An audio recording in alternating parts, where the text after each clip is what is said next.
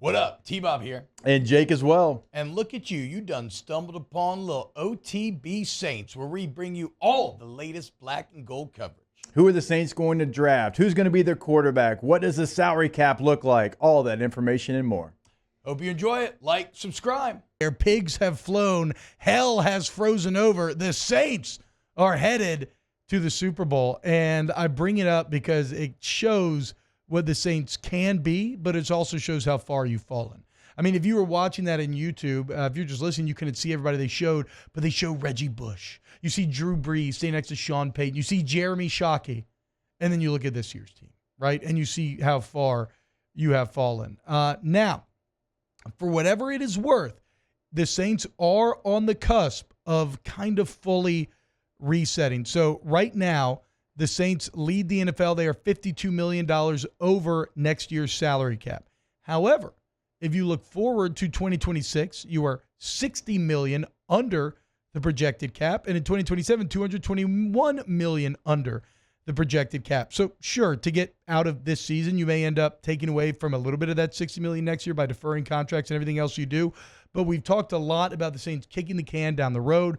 Eventually, that window is going to close. They would have to kind of pay the piper. They are in the process of doing that right now. You make it through this offseason. You get your new coach. I think you try to get as frisky as you can next year while doing it on a budget. And then next season, it feels like you can finally start to rebuild and make moves and kind of reset the process of getting championship relevant once again.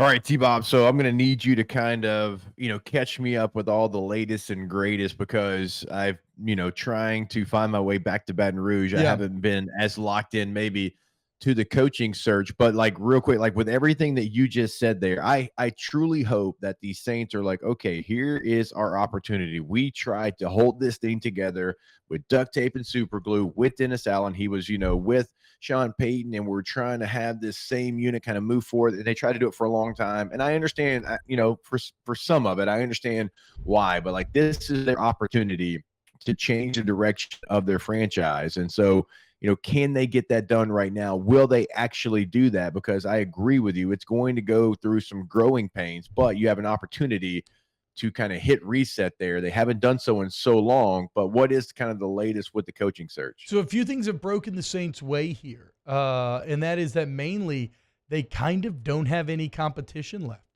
to the guys that they might still want. So, of course, Aaron Glenn goes to the Jets. All reports that Brian Schottenheimer looks like he will be the Dallas Cowboys head coach. The Raiders are apparently looking for more experienced options. They're talking to Pete Carroll and Vance Joseph and Robert Saleh. The Jaguars look like Liam Cohen's going to be the guy. Of course, he interviewed at Jacksonville, said no, accepted an extension with the Bucs, only for the Jags to then fire Trent Baalke, saying, no, we want you, Liam, more than we want Baalke. He comes back. He's now back in Jacksonville, flew in secretly to do negotiations with them. So, honestly, you want Joe Brady? You want Mike McCarthy? There's nobody really in that market anymore. So you can choose your guy that you believe is the guy to lead you through this rebuild. It's just a question of whether or not they get it correct. And that will all, and for a guy like Mickey Loomis, who's nearing 70 years old, his entire kind of reputation and legacy is on the line here. And it sucks because he was such a key part of the rise and the golden era and, setting up for that Super Bowl. Again, the run in from 17, 18, 19, where you were one of the winningest teams in the NFL. I think you might have been the winningest regular season team. But winning does make you kind of spoiled. And so although there was a time when we said, pigs have flown and hell has frozen over, it's not really the case anymore. Expectations have risen a bit in New Orleans. And although there is that good on Loomis's resume, right now, nobody attributes it to him.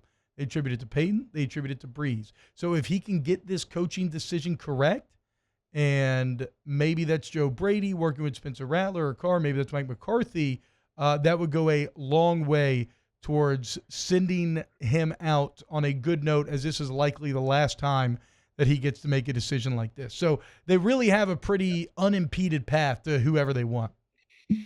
Yeah, so like I keep telling myself, okay, well, as you continue to go down the road, it's probably going to be Joe Brady, because if it was Mike McCarthy, like why would you not go ahead and just hire him, because he's available, people are making their decision, you could do it right now, he could be moving forward, he could go to Mobile, he could be the coach, he could be scouting, and you haven't done so. But like with everything you said about Mickey Loomis kind of, having one more opportunity, then it's kind of like, okay, well, he's going to have one more opportunity. He's probably going to play it a little safe here. And I do feel like that would be the safe option. But it's like, okay, well, he hasn't done it. So is it Joe Brady? Joe Brady's still playing. And so that's why they haven't announced anything. And so you can kind of talk yourself, I guess, into either one of those guys. But I do think, like, the farther we get down the road, it's probably going to lean, in my opinion, Joe Brady, because why would you not make the move if it was Mike McCarthy with all the things that you have kind of coming up? And again, I know it's not the say all be all, but with Mobile being next week, where you're going to have like most of your personnel there watching scouting, why would you not go ahead and have your head coach there?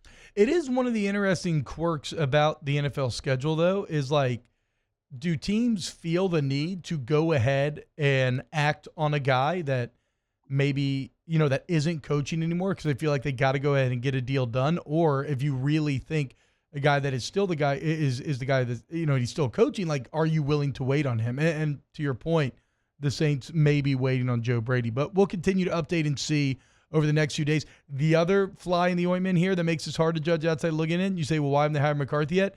McCarthy probably hadn't been able to get to town yet if you were trying to fly him in, right? Like, basically everything got frozen over for about 3 days, so that could affect the timeline. But either way, the Saints will have their pick of the litter. Like, sure, maybe Aaron Glenn was choice number one, but after that, the guys that you valued most are still available. And so maybe it's even Kingsbury or something if he comes to interview after the Jaden Daniels run. It remains to be seen. The more interesting thing to me will be when you get one of these coaches, what do they do at quarterback? Do they ride with Derek Carr for a year? Do they lean into Spencer Rattler, see what you have there, so you know if you need to go to the different quarterback next year? Because, Derek Carr is a good enough quarterback, highest graded player on the Saints, by the way. Derek Carr is a good enough quarterback where he's probably going to win like 7 to 8 games, at least, right? Whereas Spencer Rattler, you could be looking at like a disaster season. Maybe not, but is this a situation where you engage in a bit of pseudo-tanking?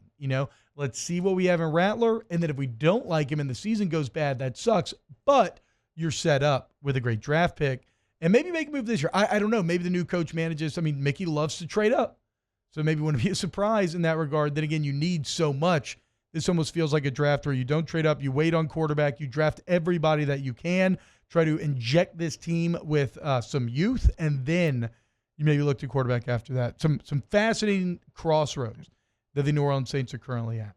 Wow, just amazing black and gold takes right there, Jake. I don't think I've ever heard any takes that are better than the two guys that just gave you that take. And you can keep getting them by going ahead and liking, subscribing, ringing the bell to get notifications when we post. Have a great day. We'll see you on the next OTB Saints.